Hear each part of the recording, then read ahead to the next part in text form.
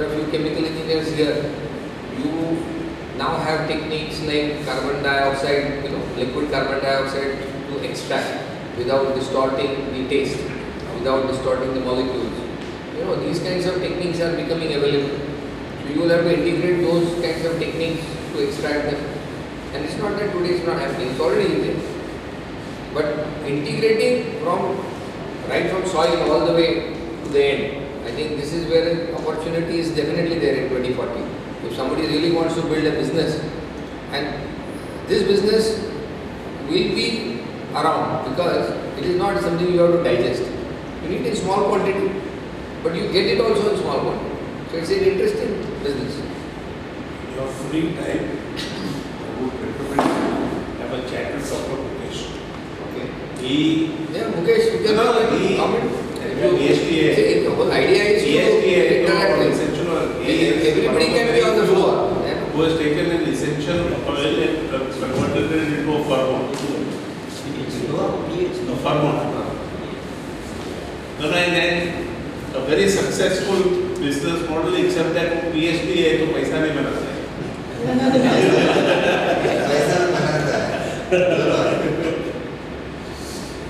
I am Mukesh Patel from Secretariat Limited.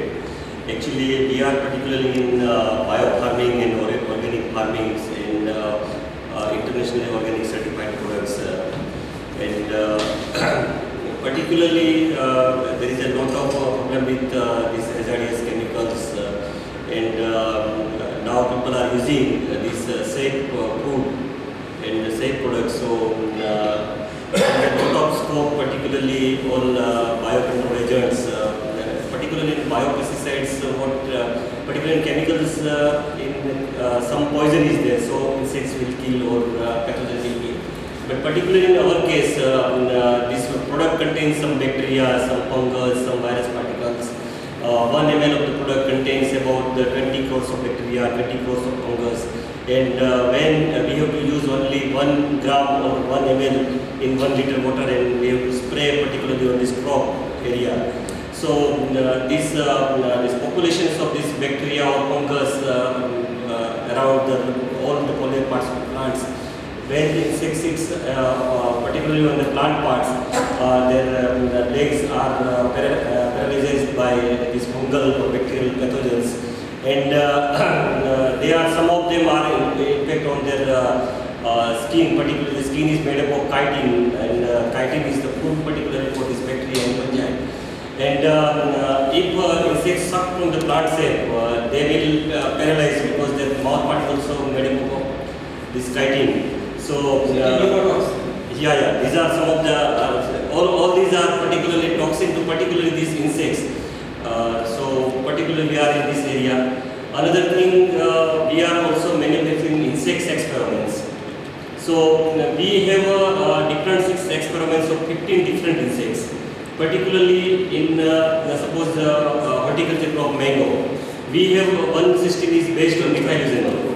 Methylbutanol is generally present on female of fruit fly insects. Normally these fruit fly insects fly just like our house fly and hovering around the orchard. And when they sit on the fruits, they put their legs on 1 or 2 mm depth. And when the fruit there is a spoilage on skin or spoilage on fruits. So there is one fly can lay about 500 eggs, around 400 to 500 fruits. So one fly can damage. So we have prepared one 2 by 2 plywood block, and we put methylbutanol. It is a black tea extract only, and they will attract all the male insects orchards. So female won't be. This is the one type of the family planning, particularly population of the insects. Same way we have prepared for this brinjal fruit and shoot borer. This is normally holes around brinjal. Okay. One question. In this biopesticide what you are describing, how are you seeing 2040 in terms of integration of human genetics, this genome mapping, all that integrating, and where will it take the biopesticide business to? Do you have any feel for that? Now the total connect the dots in the future. future? Just last 10 years, the era of biopesticide has started, and now it reached around 2.5% market. Now there is a lot of potential as per 2020 and as per 2040. There is a potential up to 40% of to go to this market as per survey made by WHO and some of the important food and agriculture organizations. So there is a lot of scope, particularly suppose a lot of corporate farming, particularly in Belarpur industries in South India, they are doing corporate farming, particular of gherkins, and they are exporting 1,200 crore rupees of the gherkins. So these are mainly exporting to the Europe and America, and particularly in the north, mother dairy, they have 10 food processing plants, jam, jelly, and ketchup. And they are corporate cultivation of these fruits and vegetables for making this jam, jelly, and ketchup. So they need some, they have to reduce their residual level, particularly this jam, jelly, ketchup, etc. So they are using particularly safe products like biopesticides and biofertilizers and insect experiments. So they are also, there is some of the transaction and some of the corporate tie-up. So particularly in North Gujarat, particularly McCain's and Pepsi and Balaji Peppers, they have corporate farming, particularly in potato and tomato. So there is a huge potential, particularly of this. Let's quantify it. I personally feel it will be about 4 lakh crore rupees. Millions you can convert it or millions you can convert it. As on today, the pesticide business is at about 40,000, but this will become 10 times of that in 20 years time. I think if we really look at the quality of food, getting rid of the chemicals, either sprayed on or put in the soil, I think that has to go. Let's say 25 years from now, the conclusion will be that has to go. So how do you deal with basically managing the attack from outside and attack from below? So I think that is where the biopesticide will go. The question will be, as he is saying that if the biopesticide is definitely going to change the chemical pesticide, maybe chemical pesticide may remain because of the delayed, or I would say control release technology or fineness or safer chemicals, that's a different story. But bio, can it be engineered through the next genome technology?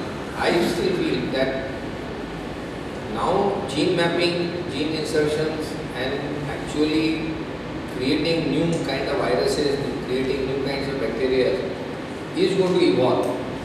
I don't know whether any of you can actually see a business in 2040 evolving where you are actually becoming the global leaders in generating the next generation of biopesticides, because food will be required. So one could be biopesticide, one could be biofertilizers. Clean food will be required. So biofertilizers again aimed at taste. I still feel that what I have written is that quantity is not going to be important. Let me give you a statistics, very interesting. This is a UN study. They have mapped the population increase up to 10 billion, 2040. From 6 billion. 7. Today 7 to 10. Now this 3 billion, the rate of increase in the productivity desired is only 2%. If you even grow more, you are actually disrupting agriculture. And looking at the technology, water management, seed management, this 2% is almost assured. So a lot of people who are saying that doomsday, what are we going to do with 10 billion people? There is still no problem. My feeling is that if you really look at the commerce, food, a quality food is where the whole buck is going to lie. And whoever is going to do that quality stuff, through whatever mechanism, whether through biofertilizer, through biopesticide, through selecting the right soils, right from the structure of soils to right glass house growing, or any of these whatever we are talking about. Like I will give you an example. This is very interesting. Japan has actually created a robotic farm of lettuce, iceberg lettuce. They are starting to produce 10,000 lettuce a week. Not a single person goes in. They are not making money, but they are just experimentally trying that. And they want to raise it to 80,000. But imagine if everything is so controlled, the quality of iceberg lettuce which will come out, I'm sure the restaurants are going to start buying that rather than buying from an open farm. And this is where the business will emerge, according to me. If you really look at integrity, and every restaurant business, every food chain business, every food processing business, anywhere you have to start integrating backwards into how do you assure quality from the produce backwards. So I think that is where the commerce might. But how will be the challenge in terms of let's say I'm playing 100 rupees per potato, 1 kilo potato. By doing this bio thing, what will the cost? Because I think that will always be the commercial part of it. Right? Lesser cost than chemicals.